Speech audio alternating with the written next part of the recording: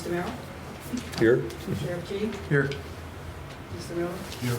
Commissioner Hagan? Here. Mr. Buckhorn? Here. Commissioner Murman? Here. Mr. Affronti? Yes. Here. Sparkman? Here. We're performed. Thank you. The purpose of the meeting today is to hear the latest update on where Storm Isaac stands, and for you to ask questions and consider the adoption of a declaration of local state of emergency. And as you all know, and as many know, the governor has declared a state of emergency for the state of Florida. However, that doesn't address some of the needs that we have locally, two in particular, one having to do with the suspension of procurement ordinances and policies which enable me then primarily to be able to access funds and to do so quickly in the event that they're needed. The other is to delegate to me the ability to implement a limited evacuations in low-lying areas should that be required. However, that is not something that is being contemplated at this point, but should it be required, then we would not have to get this group back together again on very short notice. So those are really two primary differences between what the governor did and what you're contemplating. There is a draft of the order, executive order for us to talk through, and we have counsel from the county attorney's office here to do that. But at this time, let me just ask Preston Cook, our Director of Emergency Operations, to just give you the latest update. There was just a call a few minutes ago, and he can update you on the track of the storm. Good afternoon. As Mike said, I'm Preston Cook. And in terms of a brief update, the 5 o'clock weather report has just been released. And as of 5 p.m. today, Tropical Storm Isaac was located about 120 miles east of Cuba with sustained winds of about 60 miles per hour. We have the PowerPoint here on the screen as well. As you can see here from this track, the storm is still not very well organized, didn't have a defined center at this time. It is coming into contact with the land. This storm is expected to continue in its western-northwestern track through tomorrow. And go to the next slide, please. And it is going to come into the eastern portion of Cuba, and as it continues to interact with the land, hopefully it will be broken down somewhat, but right now it's moving a little bit to the east and will not interact with as much land as we thought and hoped earlier. But as this storm comes off the coast, it will have the opportunity to strengthen somewhat, and it is expected to become a hurricane. At the current tracks, as you can see of the storm, next slide please. This is a satellite shot. Go to the next one, please. The current track of this storm, it still appears that it will skirt the coast of Florida, and it hopefully at Sunday morning about 9 o'clock, this storm should be coming off the coast of Cuba, and it will give us a better understanding of exactly the conditions of the storm, what's expected to do, and hopefully where it will go. Right now, this is the official hurricane forecast track, and as you can see, the storm will be early Monday morning, having the potential of impacting us by Monday afternoon, 2 p.m. Should be off the coast somewhat, probably 100 miles off the coast. If this storm takes, you see we're still near the cone of uncertainty, so it could go anywhere within that cone. So we just don't know exactly where this storm will end up. If it goes away from this track to the east a little bit, this storm could give us a lot of impacts in terms of winds, storm surge, and the like. Next slide, please. As you can see, those are the models. They are all in agreement right now that it will continue in this general direction. And again, these are just models, and none of them can tell us exactly where this storm is going to go. All right, next slide, please. In terms of sustained tropical winds, this is a concern for us with this particular storm. The winds extend some 205 miles out from the center of this particular storm. And in terms of tropical storm force winds, we are now looking to be possibly in the 60 to 70 percentile of being able to receive some of these tropical storm force winds. We don't know exactly what that looks like. Again, it depends on the track of the storm. It could be mostly squalls, or it could be those seriously sustained winds. With this storm and the uncertainty of the track right now, is just no way to know. Obviously, if we get those sustained tropical storm force winds, it will be a significant impact to us here. Next slide, please. And in terms of winds, 58 miles per hour or greater, the numbers reduce a little bit, but we're still in the 10 to 20 percentile range here. Again, if we get those winds and the uncertainty of the track just didn't let us know today what we can expect, but obviously tomorrow morning when this storm comes off the coast, we'll have a better idea of what it looks like as well. Next slide, please. And again, the 74 mile per hour winds are greater. Right now, we're less than 5% of hurricane force winds, which is a very good thing for us. We're not expecting severe hurricane force winds from this particular storm. Okay, next slide. What we're looking at is, in terms of this storm, we're looking at coastal flooding possibilities. And if you think of it, we're looking at a storm surge possibility from 2 to 4 feet. And if you think about Tropical Storm Debbie, it was at 4 feet. Okay. Also, we're looking at 3 to 6, possibly up to 8 inches of rain. You know, we're very saturated in terms of water on the ground right now. Any additional rain could cause us some localized flooding and have us make it necessary for us to take those protective measures, whether it's moving people out of particular areas or sheltering them for a particular time period. At this time, we here in the EOC, we've gone to a level 2 activation, and that's a partial activation with some specific ESFs here, and we're prepared to continue that posture until tomorrow and elevate that with additional information if it becomes necessary with the storm track in the morning. And at this time, as Mike said, what we're requesting is a local state of emergency so that we can ensure that we have the additional, we can take care of the additional protective measures that may become necessary, including up to an evacuation in a timely and effective manner as soon as possible. So that's really all I have, and I'll be glad to take any questions, Mike. At this time, if there are any questions from the group. So 9 a.m. tomorrow morning, have a better understanding, better idea. Correct. About 9 a.m. in the morning is when we're expecting the storm to really kind of show us what it's going to do. Right now it's just so uncertain that it could go either way. We hope that it would have more interaction with land. The current track really has it more to the east on the coast of Cuba. If it was going obviously across more of the land, it would be broken up hopefully a little bit more. We just don't know right now though. The potentials are there for us to get a lot of wind, the rain obviously, and it's going to cause us some problems. Obviously, I'm concerned about our residents having enough time to make plans. Right. I don't want to say the word evacuate yet because I don't think we're there, but how much time do we have between tomorrow morning and when it would possibly we would feel the effects?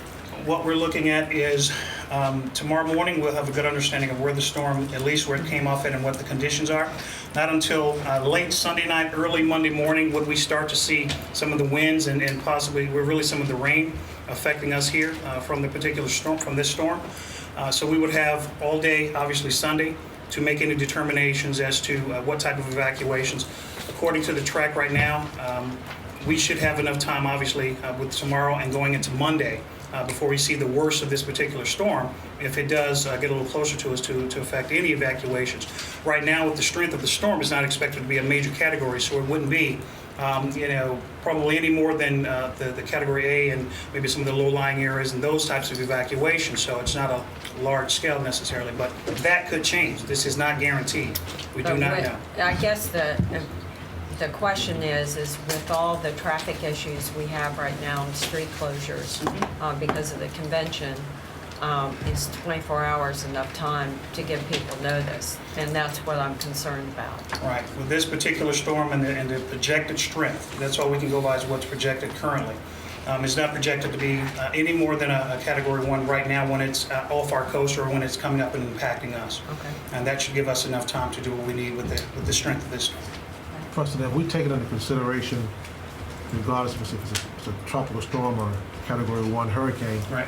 we have a lot of protesters here that are living in tents and all those kind of things. And we thought about what happens with those folks if we get 6-8 inches of rain, winds 35, 40 miles an hour. Sure. What we've looked at is to identify the additional shelters that we would need to have in place with those people in mind in particular. because of those issues you just raised. So we have the ability to work with our partners, the American Red Cross, to identify alternate shelters other than our schools even, to have places available for some of those folks to go if that becomes necessary. But we have identified additional shelters in the county, obviously, that we would open if an evacuation was necessary. So we're not behind the gun on any of that. That's why we're here at a level 2 already today with not a lot going on other than the rain we had earlier, just to make sure that we're having those coordination issues taken care of. And tomorrow we're going to lean forward even more and make sure that we identify any needs that we have and try and make sure that we're meeting them. Would that include homeless too? The homeless obviously can go to any of our shelters that are available. Absolutely, They they will can be go. able to, okay. Yes. To kind of put it into perspective, if the storm follows one of the models that you illustrated, will the effects be much worse than what we've already experienced so far this year? If it follows one of the models, the difference is the models take it in that general direction. What we really have to be focused on is the entire cone of uncertainty. If it goes a little further to the west, the effects will be less. If it goes a little further to the right, then it could be worse than what we've seen this year already, obviously. And that includes water. That includes the potential for some storm surge. When you think about Debbie, it wasn't a storm like this moving as fast as this was. It really just sat on top of us and dumped rain. It wasn't so much in terms of surge, but it had some dramatic effects on us. But this storm, we don't anticipate it staying like We really hope not. Right now, this storm is moving. The currents are appearing to continue to push it in that general direction. And depending on how it reforms once it comes back across Cuba, then it could, if it forms really tight, then it could move a little bit faster because it'll have the ability to go instead of being a blob, unorganized and just kind of sitting. So if that happens, it could move faster, and that's good for us if it moves faster. What's the projected storm surge now? From anywhere from 2 to 4 feet. Right now it's projected, that's what we're being told. Yes, sir. What preparations are we making for those with disabilities? People with special needs, we have our Emergency Support Function 8. The Health Department here in Hillsborough County definitely have the list and identifying the necessary, the people that would be in need of those services for special needs. We have a special needs shelter already on standby just in case we have to activate and open that shelter up. So we've looked at that, thought about that, and made those necessary actions. Yes, I think in what I'm hearing on the circumstances of this storm, I was here on this council in 2004 when we had the 4 hurricane situation that year. I believe that I would recommend, or I would like to see us do the executive order and put us in an emergency situation due to the fact that because of all that we've got going on in the RNC and deployment of all these different type of things that we don't normally have, and this being a weekend, if we put this in place, if staff deemed it necessary, by tomorrow afternoon, they could close office buildings or schools or anything of that magnitude. I think we need to be in a position to do all we can to be ready. We all know these storms are all so fickle. Like we say, it can roost out there and dump water for days, or it can intensify and it hits the hot water and come in and go away. So we got to prepare and hope for the best. So I would recommend that we do declare a state of emergency for Hillsborough County. We have a second? Second. And any further discussion or questions? You concur, Sheriff? Yeah, I think you're under the circumstances and the fact that the governor has already done it statewide, that, it's prudent to do it. I believe in the end that I don't think this is going to be a significant storm, just from listening to the conversations with ESF 16 this morning. And I mean, it could grow, but it could cause us some problems, but it doesn't seem to be the type of storm that's, catastrophic. But with everything else going on, it's probably a wise decision. And time is of the essence. Yeah, because we're really, Commissioner Murman asked, but basically we have 24 hours, after tomorrow morning. Before you vote, because you haven't had a chance to read the executive order, I'll just ask Paul Johnson from the County Attorney's Office to just give you a quick highlight of what's in it, so before you vote, you know exactly what you're voting on. Group members, in the packet in front of you is a copy of the emergency order that we're asking you to vote on today. Also attached to it is a copy of the governor's executive order 12-99 that is incorporated into our local order. Also a copy of the proposed evacuation order if that becomes necessary for the county administrator to execute.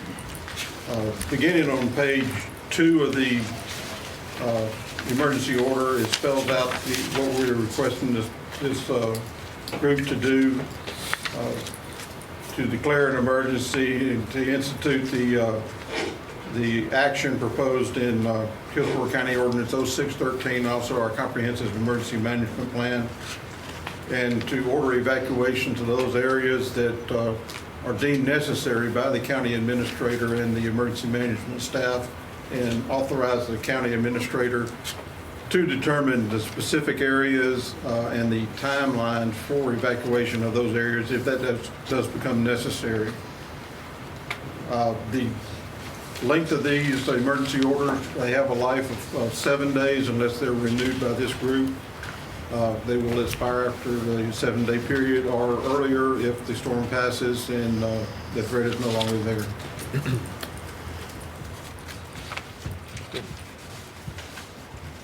If there are no other questions, then I'll call for a vote at this time. All in favor of approving the declaration of a local emergency, please signify by raising your right hand. And it's unanimous. Any other matters that we need to bring forward? Not for me this time, Mike. Anything from the group? Thank you all very much for coming in. Thank you for support.